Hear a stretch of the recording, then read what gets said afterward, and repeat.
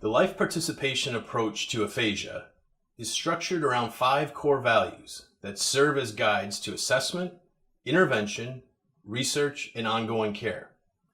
Here is the first core value. The explicit goal is enhancement of life participation. People with aphasia, and everyone who knows them well, realize that life changes the minute they find out that they cannot easily say what they want to say or always understand what others say. Aphasia takes away their ability to effortlessly communicate. A lot of people don't give me time to express myself. And it's difficult for me to express myself, but the thoughts are still there. Aphasia makes it hard to easily talk with relatives, friends, colleagues, and healthcare providers. Typically, aphasia gets in the way of daily communication with everyone they encounter. Unfortunately, most aphasia treatment starts and ends with speech-language therapy that is limited in length by insurance. However, the life participation approach to aphasia is a therapeutic framework that treats the whole person. It's guided by a core value that measures success through life engagement and not only speech improvements. Let's hear from some people who have aphasia and their loved ones as they tell us their stories. People who have aphasia often describe their early days in the hospital as very confusing because they do not understand what has happened to them. They need someone to explain aphasia to them in a way they can understand. After my stroke in India, I did speech therapy for around 3 months. And at that time, I was not knowing that it is my aphasia. Right. Well, aphasia has changed my life because you can't talk. You can't do the things you used to do. You want to talk with people, but they don't understand what you're trying to say. It's like aphasia is like being in jail inside of yourself. So when the nurses came in to talk to you, did they talk directly to you or did they talk to somebody else? Talk to somebody else. So did they know that you were still smart?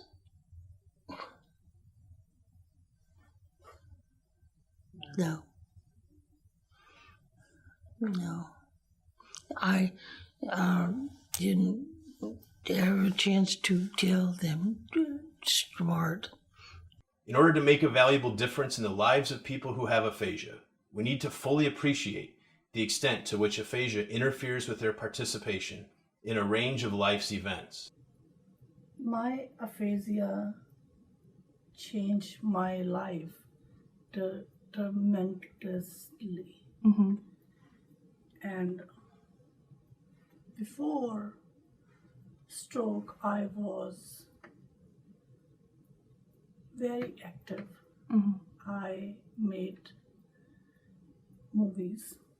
I was an actor. I was going to do PhD.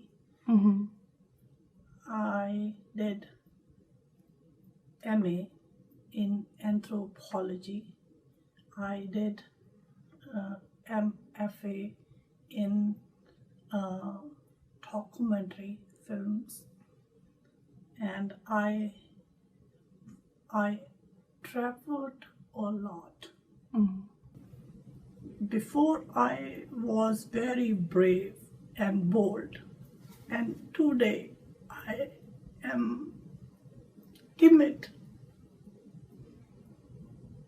As far as life has changed, I no longer work on computers.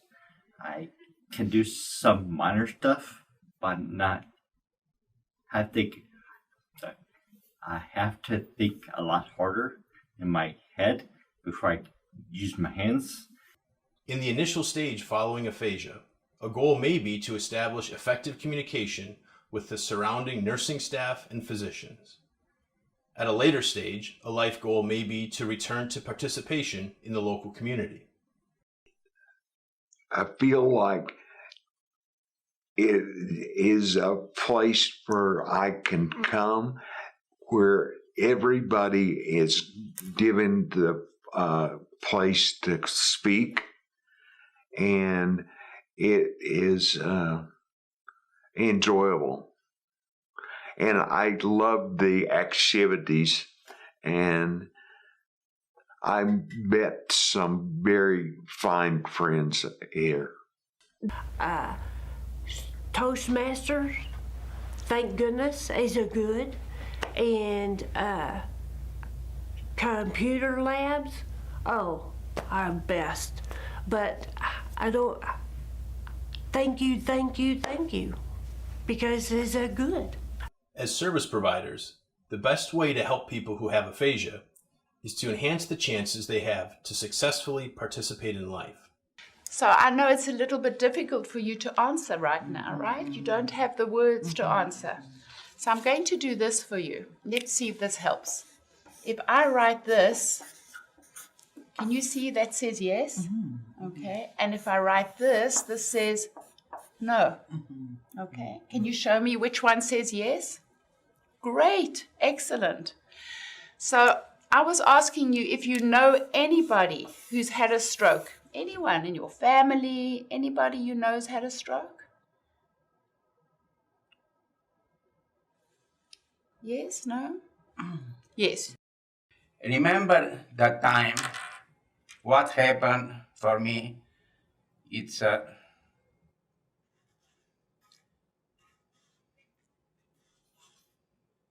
Wow. That's detailed. But which of these things would you like us to focus on in the meeting? Your progress, family issues, decisions that need to be made, the living arrangements, your independence, socialization, and anything else? Your independence. Yes. Right. Your paintings, of course. New. Yeah, a new one. I have everything. Do you see how I communicate with you? You say something, I write it down. Then I check with you. Did you mean this? Did you mean that? Right? That way, we know we are going together in the right direction. Probably because once I did get included at the Aphasia Center and was able to see a simple little session of how to communicate better using simple yes and no questions and narrowing it down, starting wide range and narrowing it down, the communication began to expand and be much better for the both of us and reduce some of the frustration, not just on my part, but also on his part, because he's trying to communicate just as hard as we're trying to communicate with him. We are their connection to the world of words. Let's remember that relevant life participation goals can be included to help a person better navigate their needs within acute and rehabilitation care settings as well as chronic stages. Listening carefully to their own life goals, we can provide people with aphasia with a toolbox of communication strategies they will need to express themselves at every stage of post-aphasia life. People with aphasia can still be active in the world if we create the opportunities that provide communication access to everyday experiences.